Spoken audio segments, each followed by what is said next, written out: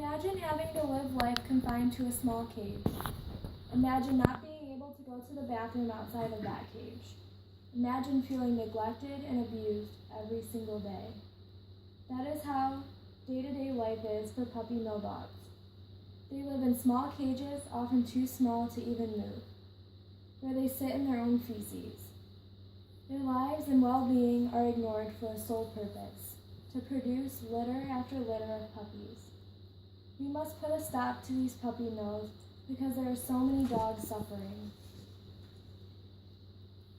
What are puppy mills? Puppy mills are commercial puppy breeding facilities.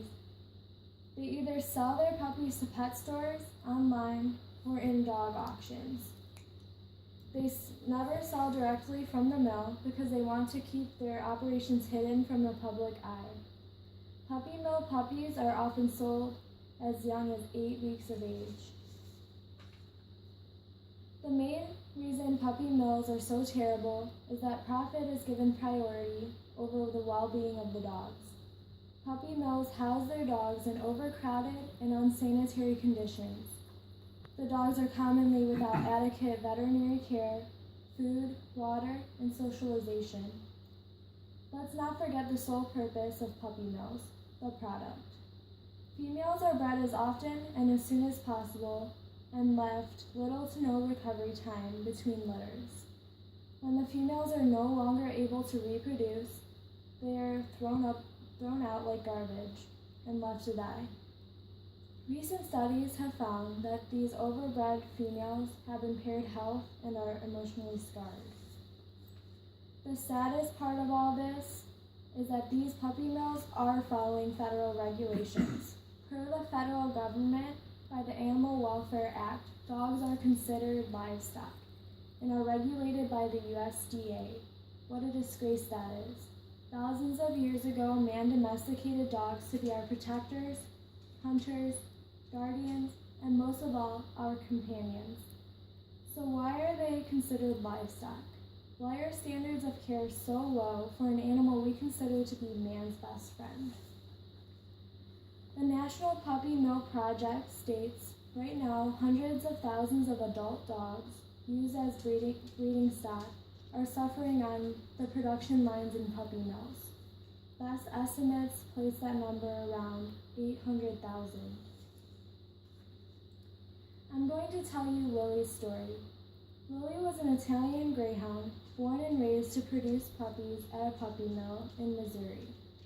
Lily was at the mill for 7 years and produced about 13 litters of puppies. Lily spent her days restricted in a small wire cage in a dark, foul-smelling barn. She was never removed from her cage for exercise or even socialization. She was forced to produce litter after litter. By 7 years of age, Lily was worn out and no longer useful to the mill. Due to having litter after litter with no care, her chest was covered with mammary tumors and her uterus was literally cankered. She was also terrified of people. Teresa Strader and her husband adopted Lily from an auction in 2007.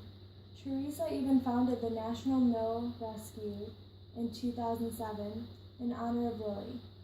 Lily passed away in 2008, only 15 months after her rescue.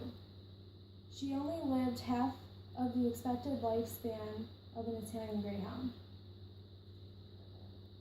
Now that you've heard Lily's story, here's an excerpt from the letter Teresa wrote to Martha, who is the owner of the puppy mill that Lily came from. Do you remember sitting in my car when the auction was over?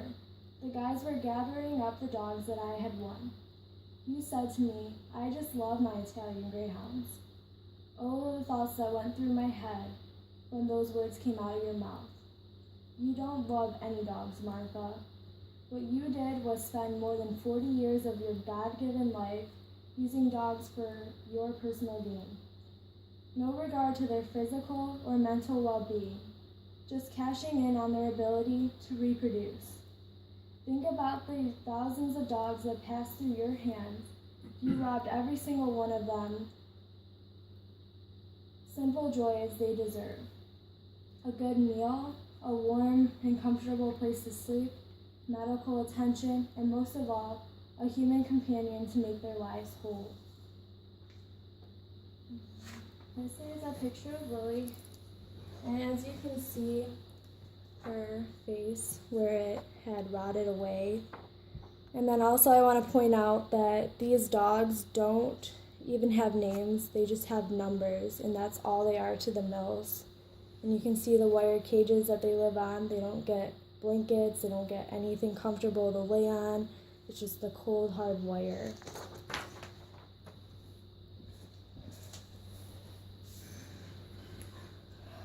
From Lily's story and this letter, you can see the emotional pain puppy mills cause. As you saw with Lily, she had a lot of physical and emotional damage due to her life of producing 13 litters.